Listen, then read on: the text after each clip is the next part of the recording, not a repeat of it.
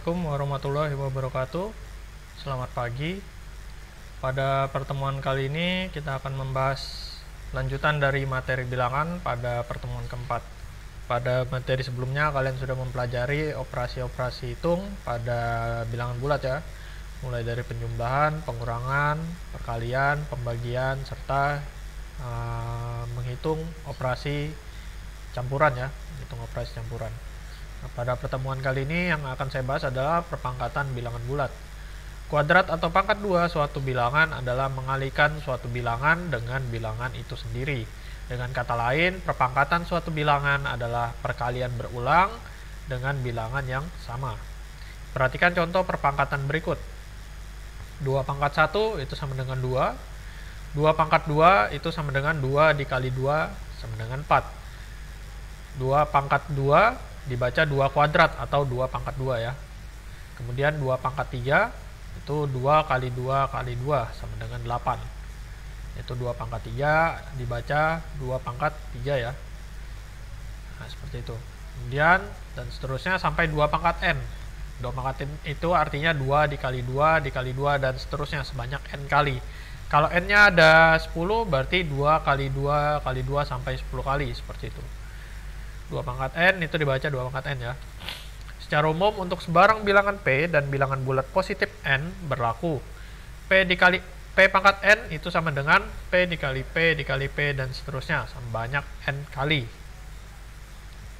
di mana P disebut bilangan pokok dan n disebut pangkat. Untuk P tidak boleh sama dengan 0, maka P pangkat 0 itu sama dengan 1 ya, dan P pangkat 1 itu adalah P. Jika A adalah bilangan bulat negatif dan B adalah bilangan positif genap, tentukan apakah hasil dari A pangkat B adalah bilangan positif atau bilangan ganjil. Penyelesaian. Kita misalkan A sama dengan negatif 2 dan B sama dengan 4 ya, karena tadi A-nya adalah bilangan bulat negatif dan B-nya adalah bilangan positif yang genap. Maka negatif 2 pangkat 4 itu sama dengan negatif 2 dikali negatif 2 dikali negatif 2 dikali negatif 2 sama dengan 16.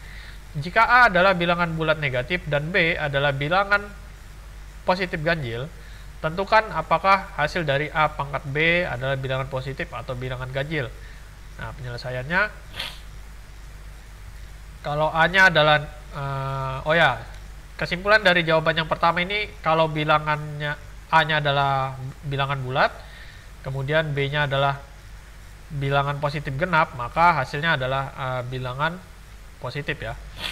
Kemudian jika A adalah bilangan bulat negatif dan B-nya adalah positif negatif, maka hasilnya adalah negatif 2 pangkat 3 itu adalah negatif 2 dikali negatif 2 dikali negatif 2 sama dengan negatif 8. Hasilnya adalah bilangan negatif ya, bukan bilangan positif maupun bilangan ganjil. Dan kebetulan di sini hasilnya ada bilangan genap. Berdasarkan contoh di atas dapat diperoleh kesimpulan bahwa jika bilangan pokok negatif dan pangkatnya bilangan bulat positif genap, maka hasil dari perpangkatan tersebut adalah bilangan bulat positif. Sebaliknya, jika bilangan pokok negatif dan pangkatnya bilangan bulat positif ganjil, maka hasil dari perpangkatan tersebut adalah bilangan bulat negatif. Nah, perlu juga kalian ketahui arti dari ini ya, negatif 2 pangkat 2 dengan negatif 2 pangkat 2 itu artinya berbeda. Yang ini adalah negatif 2 dikali negatif 2. Hasilnya adalah negatif 4 ya. Kalau yang di bawah itu adalah negatif 2 dikali 2. Ini bukan negatif, ini positif 4. Yang ini yang di bawahnya adalah negatif 4 ya. Nah, itu perbedaannya. Kalau tanda negatifnya di luar kurung, maka yang dioperasikan hanyalah bilangannya saja. Tetapi kalau negatifnya di dalam kurung seperti yang atas, itu tanda negatifnya juga ikut dioperasikan dalam perkalian perpangkatan, seperti itu ya. Yang berikutnya adalah membandingkan bilangan berpangkat. Contoh, tentukan bilangan yang lebih besar dari 5 pangkat 6 dengan 6 pangkat 5. Penyelesaian, untuk membandingkan dua bilangan berpangkat tersebut, langkahnya cukup mudah, yaitu dengan cara menghitung bilangan berpangkat tersebut dan melihat hasilnya. Kalau 5 pangkat 6 berarti 5 dikali 5 sampai 6 kali ya. Hasilnya adalah 15.625. Kemudian 6 pangkat 5 itu artinya 6 kali 6 sampai 5 kali. Hasilnya adalah 7.776. Berdasarkan hasil perhitungan di atas, maka diperoleh kesimpulan bahwa 5 pangkat 6 itu lebih dari 6 pangkat 5. Untuk bilangan-bilangan yang lebih kecil, tentu sangat mudah untuk menentukan bilangan berpangkat mana yang lebih besar atau yang lebih kecil. Bagaimana untuk bilangan berpangkat yang lebih besar? Untuk lebih memahaminya, perhatikan contoh berikut ini. Contoh, tentukan bilangan yang lebih besar antara 100 pangkat 101 dengan 101 pangkat 100. Penyelesaian, pada contoh 1 tentu dengan mudah kita dapat menentukan bilangan berpangkat mana yang lebih besar.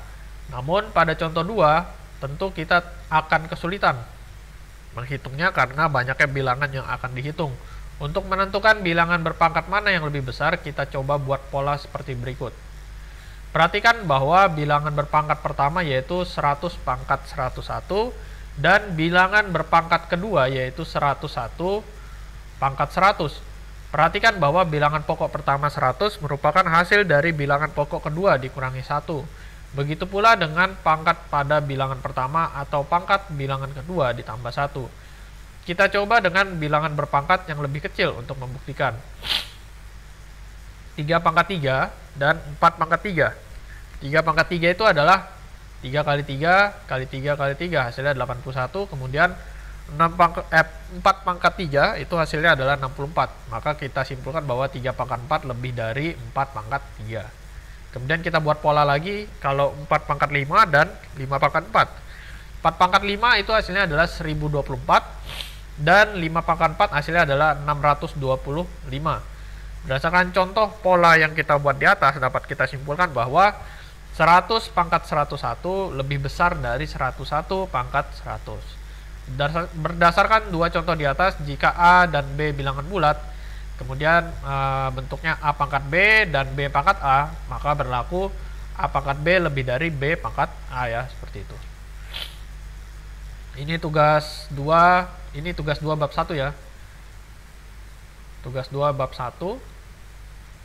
Tugas 2 bab 1, urutkan bilangan berpangkat berikut. 3 pangkat 4, 4 pangkat 3, 2 pangkat 5, 5 pangkat 2 dari yang terkecil hingga terbesar. Gunakan cara, wajib menggunakan cara ya, tidak boleh langsung.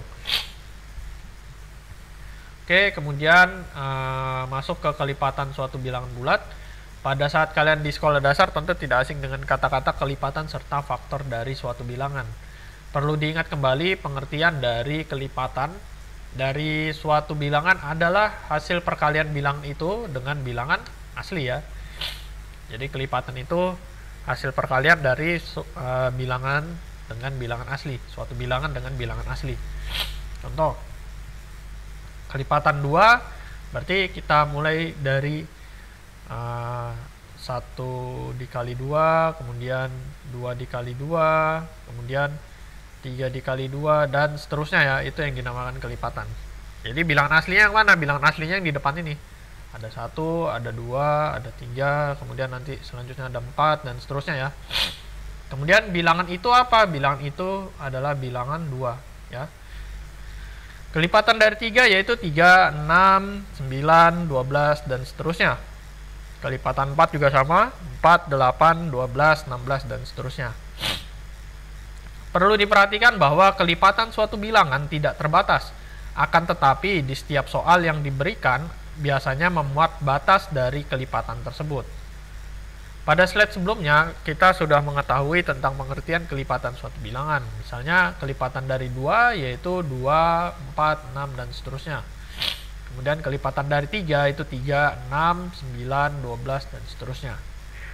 Perhatikan bahwa 6 dan 12 merupakan bilangan yang sama pada kelipatan 2 dan 3. Bilangan 6 dalam hal ini disebut kelipatan persekutuan terkecil. Nah, ini jadi awalnya dari kelipatan persekutuan ya. Kelipatan persekutuan itu adalah bilangan yang sama atau faktor yang sama dari kelipatan tersebut. Nah, ini ada 6, kemudian kalau kita teruskan itu ada 12. Nah, kalau yang diminta adalah kelipatan persekutuan, artinya adalah bilangan-bilangan yang sama dari kelipatan tersebut. Nah, itu ya. 6 merupakan kelipatan persekutuan terkecil dari 2 dan 3. Kenapa paling terkecil? Karena bilangan yang sama, yang pertama, itu adalah 6. Selanjutnya adalah 12. Nah, itu Kenapa bisa 6 yang terkecil? Karena bilangan yang sama dari dua kelipatan tersebut, yang pertama adalah 6. Artinya 6 merupakan bilangan terkecil yang terdapat pada kelipatan 2 dan 3. Secara definisi, kelipatan persekutuan terkecil dari P dan Q, di mana P dan Q anggota bilangan asli adalah bilangan terkecil anggota himpunan bilangan asli yang habis dibagi oleh P dan Q, ya. Ada beberapa cara untuk menentukan KPK dari dua bilangan atau lebih, diantaranya yaitu dengan mendaftar anggota dan menggunakan faktorisasi prima. Sebelum kita menggunakan faktorisasi prima, kalian harus memahami terlebih dahulu pengertian dari bilangan prima. Bilangan prima adalah suatu bilangan di mana bilangan tersebut hanya bisa dibagi oleh satu dan bilangan itu sendiri. Artinya bilangan prima hanya memiliki dua faktor, yaitu satu dan bilangan itu sendiri, ya. Ingat kembali tentang bilangan-bilangan prima, ya. Contoh, tentukan KPK dari 6 dan 8 yang kurang dari 35. Maka kalau kita buat dengan cara mendaftar seperti ini, 6, 12, 18, 24, 30, ya. Itu kelipatan 6. Kemudian kelipatan 8 berarti 8, 16, 24, dan 32. Dari daftar di atas, maka KPK dari 6 dan 8 yaitu 24, ya. Kenapa 24? Karena 24 hanya ada satu di sini yang sama. Itu 24 pada 6 dan 24 pada 8, ya. Seperti itu. Dan soal ini dibatasi yang kurang dari 35, ya. Kalau misalnya kita lanjutkan masih banyak bilangan-bilangan kelipatan dari 6 dan 8. Nah, kemudian untuk dua bilangan asli yang kecil, tentu dengan cara mendaftar kita lebih mudah untuk menentukan KPK-nya. Akan tetapi jika bilangannya besar, tentu kita akan kesulitan karena bilangan yang akan kita buat daftarnya sangat banyak. Salah satu cara lain untuk menentukan KPK yaitu dengan menggunakan faktorisasi prima, atau di SD kalian bisa menggunakan pound faktor, ya. Pound faktor. Contoh, tentukan KPK dari 90 dan 168. Langkah pertama yang kita kerjakan yaitu menyatakan bilangan 90 dan 168 ke dalam bentuk faktorisasi prima. Untuk menentukan, kita dapat menggunakan bantuan dari pound faktor. Perhatikan bilangan-bilangan pembagi pada bagian sebelah kiri yang dilingkari. Bilangan-bilangan tersebut merupakan faktor prima dari masing-masing bilangan 90 dan 168. Jadi, yang namanya faktorisasi prima itu kita membagi dengan bilangan-bilangan prima. Jadi 90 itu bisa dibagi berapa saja dengan bilangan-bilangan prima, ya. Nah, yang pertama 90, apakah bisa dibagi dengan 2? Tentu bisa, ya. Dibagi dengan 2 itu hasilnya adalah 45. Kemudian 45 tidak bisa dibagi 2, maka kita lanjutkan bilangan prima selanjutnya setelah 2 yaitu 3, ya. 45 dibagi 3 itu hasilnya adalah 15. 15 itu masih bisa dibagi 3, maka hasilnya adalah 5. Ya, kita stop sampai di 5 karena 5 tidak mungkin dibagi dengan 5 lagi dalam pound faktor ini. Kemudian 168 itu kita bagi 2, hasilnya 84. Kemudian 84 kita bagi 2 lagi, hasilnya 42. Kemudian 42 dibagi dengan 2, itu hasilnya 21, dan 21 kita bagi dengan 3, hasilnya adalah 7, ya. Nah, yang saya lingkari itu merupakan faktor-faktor prima dari bilangan 90 maupun 168. Nah, itu faktor-faktornya itu dipisah, ya. Bukan digabung dalam satu baris. Jadi dipisah. Faktor dari 90, faktor prima dari 90 itu adalah 2 dikali 3 pangkat 2 dikali 5. Kemudian yang 168 itu adalah 2 pangkat 3 dikali 3 dikali 7. Kita tulis dari yang paling kecil ke yang paling besar bilangannya. Kemudian langkah berikutnya yaitu mengalihkan semua faktor dari setiap bilangan dengan ketentuan. Jika terdapat faktor prima yang sama pada kedua bilangan, maka kita pilih yang memiliki pangkat tertinggi. Nah, ini adalah kalau KPK, ya. Kalau KPK, faktor yang ada kita kalikan semua. Yang ada kita kalikan semua, tetapi kalau ada yang sama pangkatnya kita pilih yang tertinggi. Nah, ini seperti yang 90 dan 168 memiliki faktor 2, yang tertinggi adalah 2 pangkat 3, maka kita ambil yang 2 pangkat 3. Kemudian yang 3 ada 3 pangkat 1 dan 3 pangkat 2, berarti kita ambil yang 3 pangkat 2. Kemudian 5 dan 7 itu tidak memiliki pasangan, maka langsung kita tulis 5 dan 7 ya, seperti itu. Maka kita peroleh KPK-nya 2 pangkat 3 dikali 3 pangkat 2 dikali 5 dikali 7. Itu hasilnya adalah 2520. Nah, ini adalah KPK-nya ya. 2520 itu adalah KPK-nya. Kemudian berikutnya ini ada tugas 2. Dengan menggunakan faktorisasi prima, tentukan KPK dari 24 dan 32. Kemudian yang B itu 12 dan 28. Yang C 16, 24 dan 36. Menggunakan faktorisasi prima ya, artinya kalian menggunakan pohon faktor ya. Menggunakan pohon faktor. Kemudian ada faktor suatu bilangan bulat. Perhatikan langkah berikut. Ada 1 dikali 8, itu hasilnya adalah 8. Kemudian 2 dikali 4, hasilnya juga 8. Bilangan 1, 2, 4, dan 8 itu disebut faktor dari 8. Secara definisi, faktor dari suatu bilangan K adalah suatu bilangan asli yang apabila dikalikan dengan bilangan asli lainnya, hasilnya sama dengan K. Ya, seperti itu. Jadi 1, 2, 4, dan 8 itu merupakan bilangan asli. Kemudian kalau bilangan-bilangan itu dikalikan, hasilnya adalah K. K-nya yang mana? K-nya adalah 8. Nah, itu ya definisi dari faktor. Faktor suatu bilangan bulat. Berdasarkan contoh di atas, 1 dan 8 merupakan bilangan asli, di mana ketika dikalikan hasilnya 8, sehingga 1 dan 8 disebut sebagai faktor dari 8. Ya, begitu ya. Tentukan faktor dari 32, ini contoh berikutnya. Penyelesaian untuk menentukan faktor dari suatu bilangan, kita dapat membuat perkalian bersusun seperti berikut.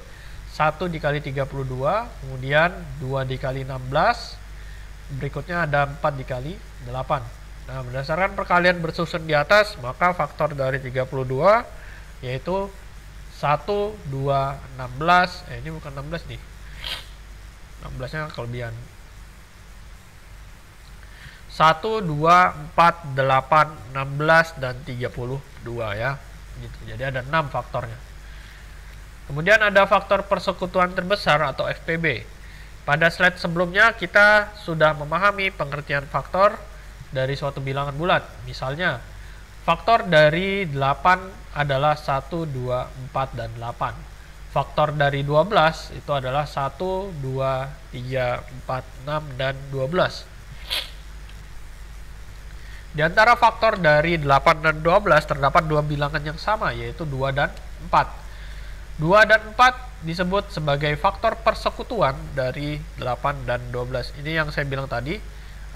Faktor persekutuan itu adalah faktor-faktor yang sama dari 2 buah bilangan yang kita cari faktornya. Jadi situ ada 2 dan 4 ya, yang sama ya. Bilangan 4 disebut sebagai faktor persekutuan terbesar atau FPB karena 4 merupakan bilangan terbesar yang terdapat pada faktor dari 8 dan 12. Nah, itu ya. Di 4. Ya, kan ada 2 dan 4 ya, tapi yang paling tinggi adalah 4. Sama seperti yang KPK tadi. Kalau KPK kita ngambil kelipatan yang terkecilnya, berarti bilangan yang sama yang pertama ya, seperti itu. Secara definisi, faktor persekutuan terbesar dari 2 bilangan adalah bilangan asli terbesar yang merupakan faktor persekutuan kedua bilangan tersebut. Dalam menentukan FPB 2 bilangan dapat kita cari menggunakan 2 cara, yaitu dengan perkalian bersusun dan dengan menggunakan faktorisasi prima, sama seperti kita menentukan KPK. Contoh, nah ini kita menggunakan perkalian bersusun dulu. Tentukan FPB dari 16 dan 24. Penyelesaian, pada contoh kali ini kita akan menentukan FPB dengan menggunakan perkalian bersusun seperti berikut. Nah, itu ya, saya buat langsung. 1 dikali 16 itu sama dengan 16, kemudian 1 dikali 24 sama dengan 24. Berikutnya saya bagi 2. 16 saya bagi 2, 24 saya bagi 2, itu bisa. Hasilnya adalah 2 dikali 8 dan 2 dikali 12 ya. Kemudian berikutnya 16 itu tidak bisa dibagi 3, berarti selanjutnya adalah 4. Tapi yang 24 itu bisa dibagi 3, yaitu 3 dikali 8 ya. Kalau 16 berarti yang selanjutnya adalah 4 dikali 4. Kemudian yang 24 itu masih ada lagi, yaitu 4 dikali 6, hasilnya adalah 24. Berdasarkan perkalian di atas diperoleh faktor dari 16, yaitu 1, 2, 4, 8, dan 16. Kemudian faktor dari 24 yaitu 1, 2, 3, 4, 6, 8, 12, dan 24. Maka FPB dari 16 dan 24 yaitu 8 ya, karena di sini bilangan yang sama yang terbesar adalah 8 ya. Bilangan yang sama yang terbesar adalah 8. Kemudian faktor persekutuan terbesar kalau kita mencari menggunakan faktorisasi prima itu sama seperti KPK ya langkahnya. Hanya saja dalam menentukan FPB-nya nanti yang berbeda. Di sini saya menggunakan bilangan yang sama yaitu 90 dan 168. Langkah pertama kita kerjakan yaitu kita membuat pohon faktor yang terlebih dahulu. Jadi pohon faktor dari 90 sama seperti tadi ya, 90 dibagi 2 hasilnya 45. Kemudian 45 dibagi 3 hasilnya 15 dan 15 dibagi 3 hasilnya adalah 5. Kemudian 168 saya bagi 2 hasilnya 84, 84 saya bagi 2 hasilnya 42, dan 42 saya bagi 2 lagi hasilnya 21, dan terakhir 21 saya bagi 3 itu hasilnya adalah 7. Maka diperoleh faktor primanya adalah 2 kali 3 pangkat 2 kali 5 itu untuk 90, dan 168 itu adalah 2 pangkat 3 dikali 3 dikali 7. Nah, di sini perbedaannya. Langkah selanjutnya yaitu mengalihkan semua faktor-faktor yang sama pada setiap bilangan dengan ketentuan pilihlah pangkat yang terendah. Nah, jadi kalau di FPB ya, itu kita tidak mengalihkan semua bilangannya, tetapi mengambil faktor yang sama dengan pangkat terkecil. Kalau tadi pangkat terbesar dan semua bilangan, kalau yang ini yang sama dan pangkat terkecil. Yang sama dan pangkatnya terkecil. Berarti yang sama hanya 2 dan 3 ya. Kemudian pangkat terendahnya yang mana? Kalau 2 berarti 2 pangkat 1. Kemudian kalau 3 berarti 3 pangkat 1. Yang 5 dan 7 itu tidak dipakai. Kenapa tidak kita pakai? Karena di 168 itu tidak bisa dibagi 5. Kemudian yang di 90 juga tidak bisa dibagi 7 ya, seperti itu. Nah, berarti maka FPB-nya 2 dikali 3 hasilnya adalah 6. Itu adalah FPB-nya. Kemudian ini adalah untuk tugas nomor 3. Tugas 2 bab 1 ya. Tugas 2 bab 1. Dengan menggunakan perkalian bersusun, tentukanlah FPB dari yang A 36 dan 48, kemudian yang B 48 dan 54, yang C 24, 36 dan 72. Ingat, yang FPB menggunakan perkalian bersusun ya, bukan menggunakan faktorisasi prima. Jadi berbeda dengan yang nomor 2 tadi. Oke, berikutnya ada contoh soal cerita. Pada suatu hari Vera dan Veronica berbelanja bersama di sebuah swalayan. Vera belanja setiap 12 hari sekali, sedangkan Veronica belanja setiap 14 hari sekali. Setelah beberapa hari, kapan Vera dan Veronica akan belanja bersamaan di swalayan tersebut? Penyelesaian. Untuk menentukan kapan Vera dan Veronica akan belanja bersama, kita cari terlebih dahulu KPK dari setiap berapa hari Vera dan Veronica berbelanja. Nah, di sini saya menggunakan cara mendaftar, yaitu mencari kelipatan dari 12, yaitu 12, 24, 36, 48, 60, dan seterusnya sampai 96. Kemudian Veronica belanja setiap 14 hari, berarti saya cari kelipatannya 14, yaitu 14, 28, 42, 56, 70, dan seterusnya sampai 98. Ternyata dari cara saya mendaftar ini saya peroleh hasilnya adalah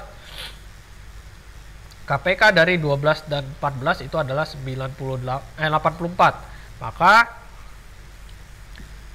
Vera dan Veronica akan belanja di swalayan tersebut setelah 84 hari. Nah, itu kalau caranya mendaftar. Kalian bisa juga menggunakan faktorisasi prima. Kalau kalian cari, berarti sini 12 saya menggunakan faktorisasi prima. Sini, nah itu ya, faktornya adalah 2 pangkat 2 kali 3. Kemudian kalau yang 14 itu adalah 2 kali 7. Berarti KPK-nya adalah 2 pangkat 2 dikali 3 dikali 7. Jadi 4 kali 3 kali 7. Ini 12 dikali 7 ya, itu hasilnya adalah 84 ya. Sama ya hasilnya. Kalau kalian menggunakan faktorisasi prima atau found factor, itu juga sama hasilnya 84 hari. Oke, tugas terakhir nomor 4. Yanto pergi ke kolam renang setiap 4 hari sekali. Yansen pergi ke kolam renang setiap 5 hari sekali. Yanwar pergi ke kolam renang setiap 6 hari sekali. Pada hari Sabtu, mereka pergi bersama-sama ke kolam renang.